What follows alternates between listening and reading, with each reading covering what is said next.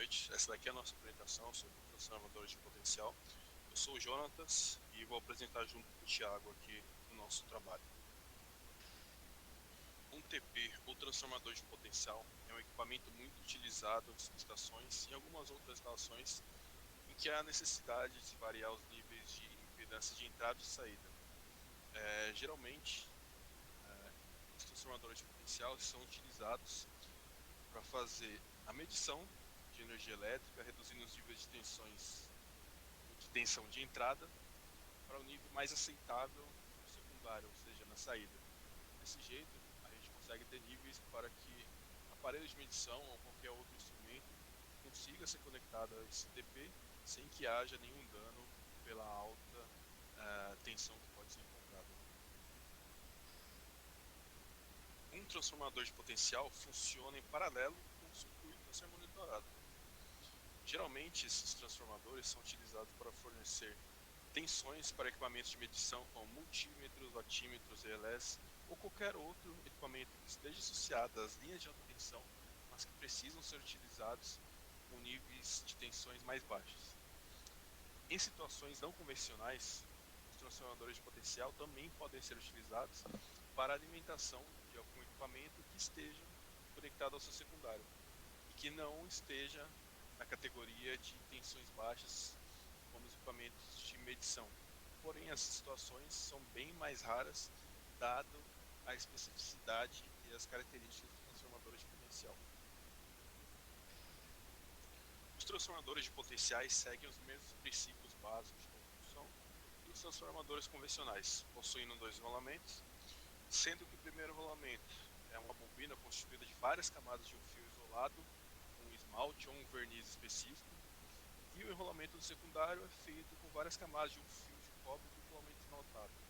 Essas características permitem que os transformadores de potenciais tenham e se comportem da maneira que se comportam. Os TPs também possuem isolamento, sendo que o isolamento pode ser a óleo ou a vácuo.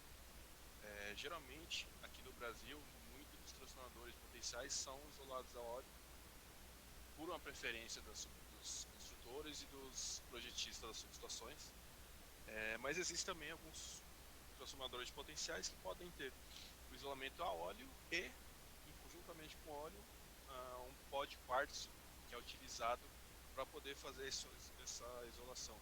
Geralmente, construído primeiramente com pó de quartzo, sendo que o óleo é colocado depois para completar o nível do isolante. Esse óleo é acomodado num tanque que pode ser construído tanto de alumínio ou de lâminas de aço. A vantagem do alumínio é que ele é mais leve, um pouco mais caro, mas mais resistente a processos corrosivos. E o aço é um pouco mais pesado se comparado ao alumínio, porém um pouco mais resistente a deformações e a pancadas, no caso dos materiais utilizados nos transformadores de potenciais, das especificidades de cada um desses materiais. Dentro desses tanques a gente também pode encontrar submersos os enrolamentos e os isoladores de porcelana. Esse tanque ele tem a mesma função similar à do cárter em um carro. O cárter acaba abrigando o óleo do motor e acaba abrigando algumas engrenagens lá dentro. Esse tanque do transformador de potencial segue essa mesma lógica, porém não é engrenagem, são os isoladores e os enrolamentos que acabam sendo alocados juntamente com o óleo. Existem dois tipos principais de transformadores de potencial. O primeiro dele é o transformador de potencial indutivo, normalmente encontrado em sistemas até 145 kV. Ele é constituído de dois ou mais enrolamentos montados no mesmo núcleo e tem a função de rebaixar os níveis de tensão elétrica para os níveis que os equipamentos de medição suportam. Esse tipo de transformador é geralmente utilizado para a alimentação desses tipos de equipamentos.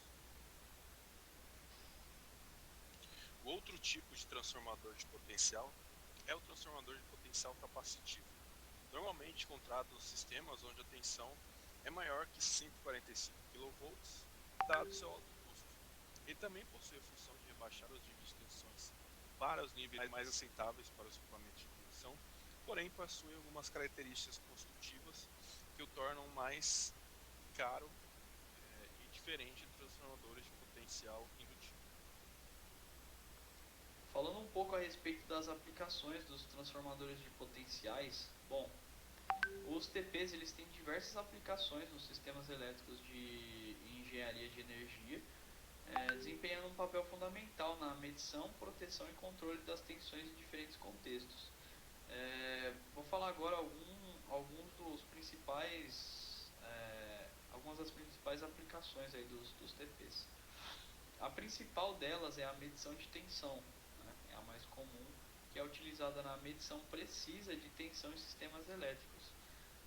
Os TPs eles reduzem os níveis de tensão das linhas de alta tensão para níveis compatíveis com os instrumentos de medição, permitindo com que os operadores obtenham informações confiáveis sobre as condições do sistema.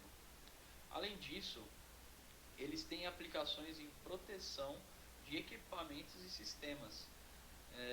Os TPs eles são essenciais nos sistemas de proteção elétrica. Eles fornecem sinais de tensão para relés de proteção que monitoram as condições da rede elétrica e tomam as ações corretivas, como desligar partes do sistema, no caso de falhas ou curtos-circuitos ou condições anormais. Além disso, a gente tem outra função, né, e aplicação dos TPs, seria o monitoramento e controle da qualidade da energia. Os TPs eles são usados para monitorar a qualidade da energia, detectando as variações na tensão que possam afetar a operação e os equipamentos sensíveis, né?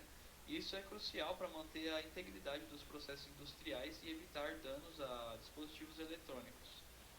Além disso, os TPs eles são aplicados em medições de faturamento.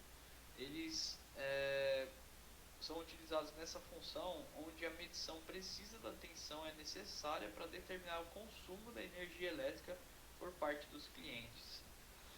Também é utilizado com a aplicação de calibração de equipamentos de teste.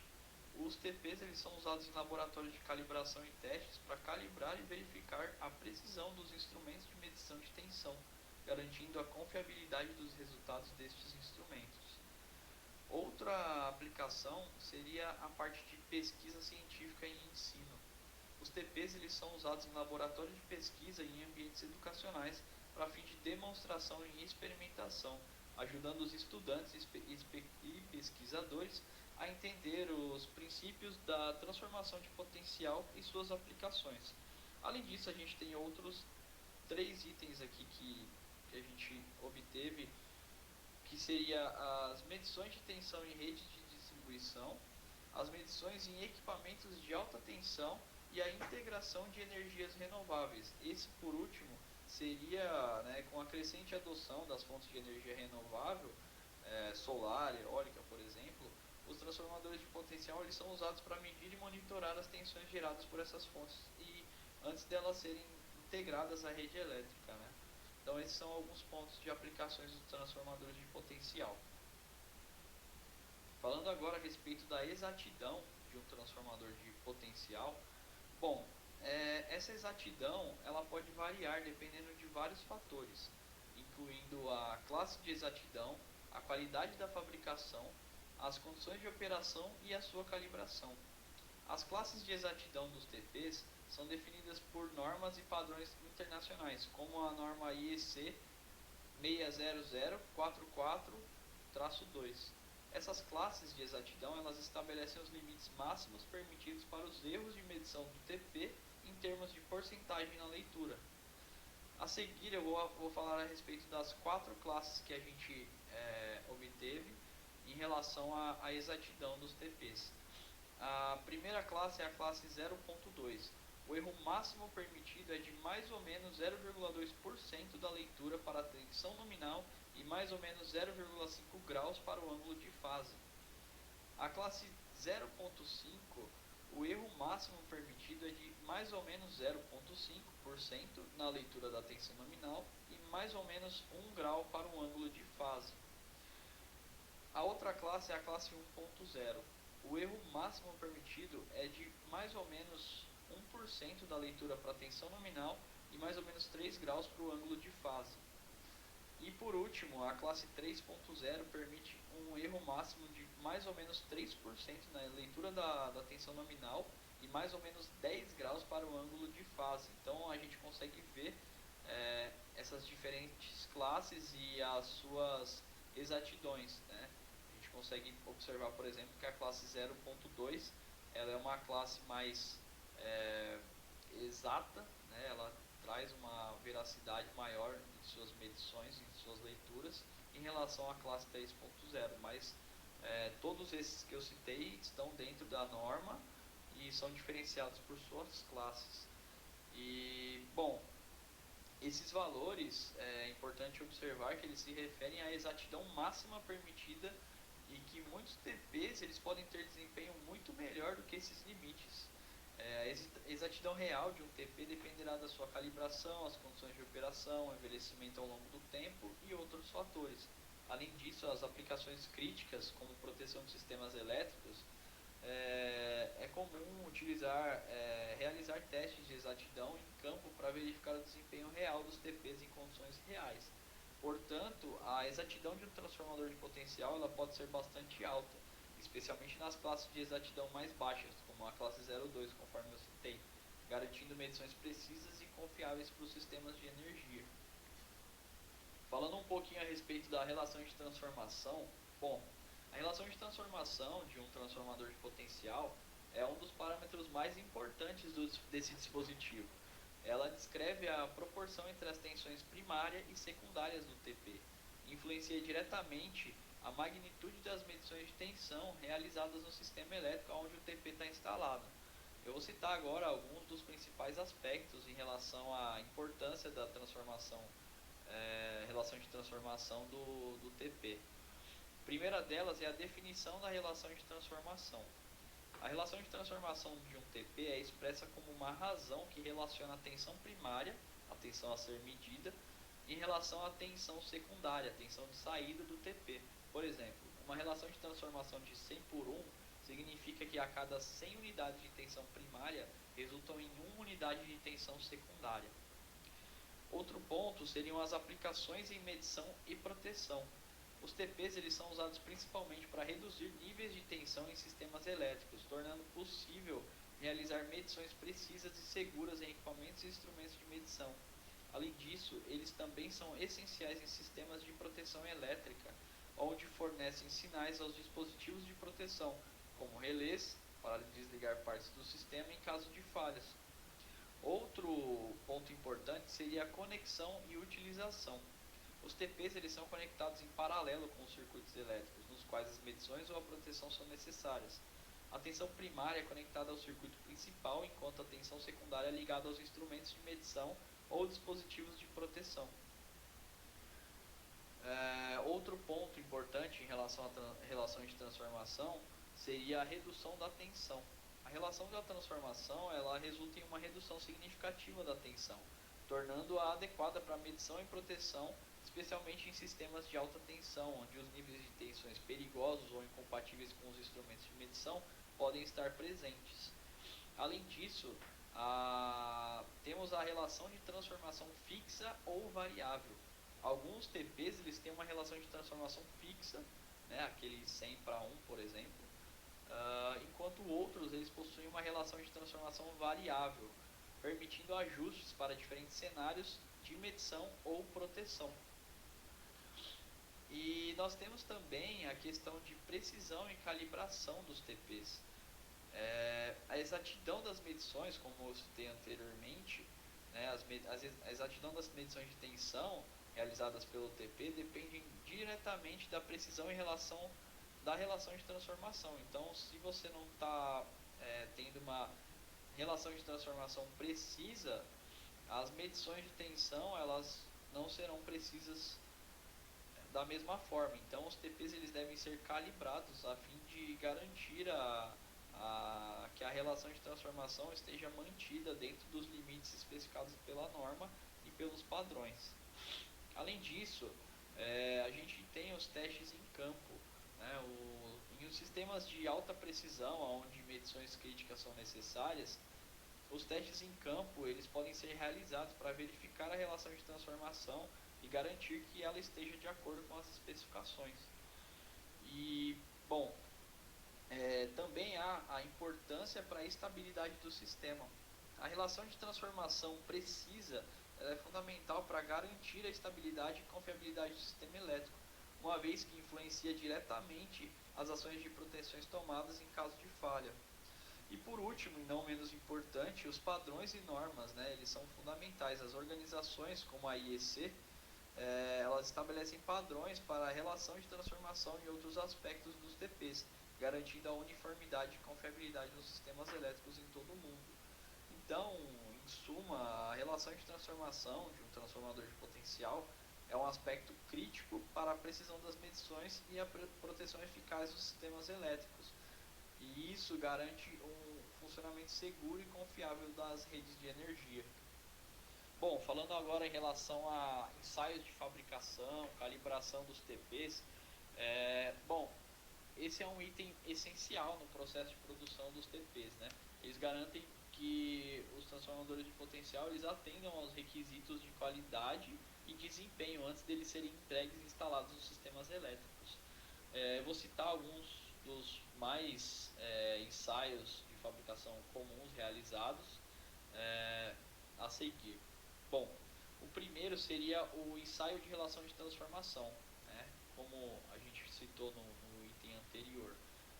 É um dos ensaios mais importantes. Ele verifica se a relação de transformação do TP está dentro dos limites especificados. Um gerador de tensão variável é aplicado à entrada primária do TP, enquanto a tensão secundária é medida e comparada em relação à transformação projetada. Isso é uma forma de garantir a precisão da relação de transformação, né, como a gente citou anteriormente. Além disso, a gente tem um ensaio de relação de transformação em curto-circuito, semelhante ao ensaio que eu citei anteriormente, mas realizado com a entrada primária em curto-circuito. Esse ensaio ele verifica a relação de transformação na presença de uma corrente de curto-circuito, que é relevante para aplicações de proteção, por exemplo.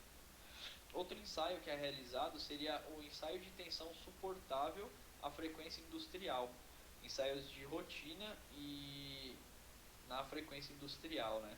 O TP ele é submetido a uma tensão alternada de frequência industrial, 50 ou 60 Hz, para a gente aqui no Brasil geralmente 60 Hz, em níveis específicos para verificar sua capacidade de suportar essas tensões sem descargas disruptivas ou danos.